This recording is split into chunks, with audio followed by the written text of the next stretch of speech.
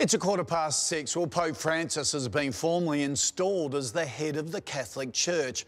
Tens of thousands of pilgrims from around the world, including Australia, filled St Peter's Square overnight as the Pope arrived in an open-top vehicle.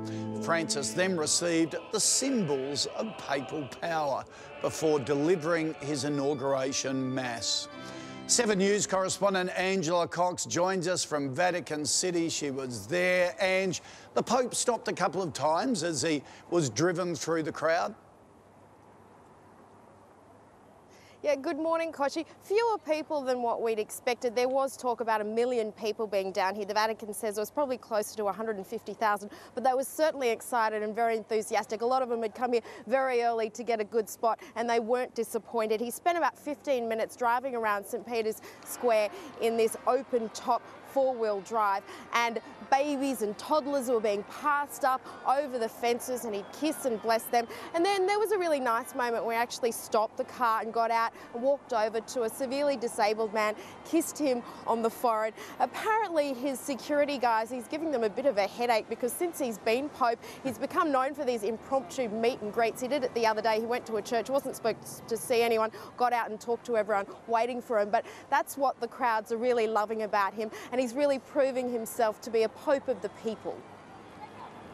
Yeah, he's really doing all the right things, isn't he? What was his message in his first public mass? What did he have to say?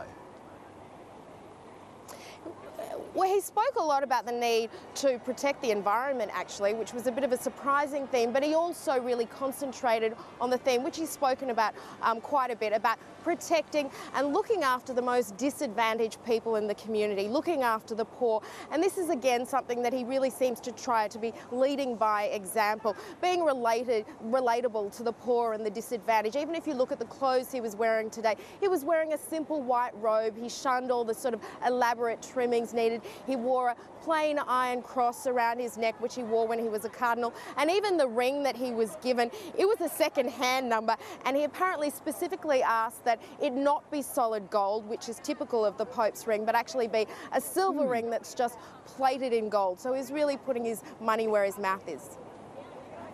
Who was at the Mass? Who are the dignitaries?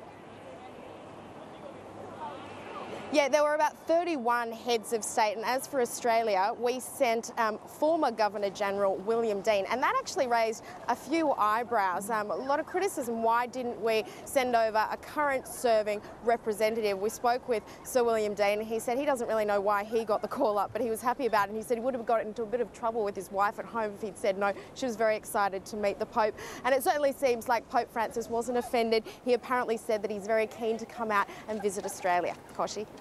Yeah, and you can tell the Pope that I think some of our serving politicians are just checking for knives in their backs here, so they're probably a bit distracted at the moment. I know you're very excited because you had some rosaries blessed by the Pope, so that's terrific. Enjoying every minute. All right. Yeah, Thanks for that. It's been a good time. Absolutely. Thanks, Koshi.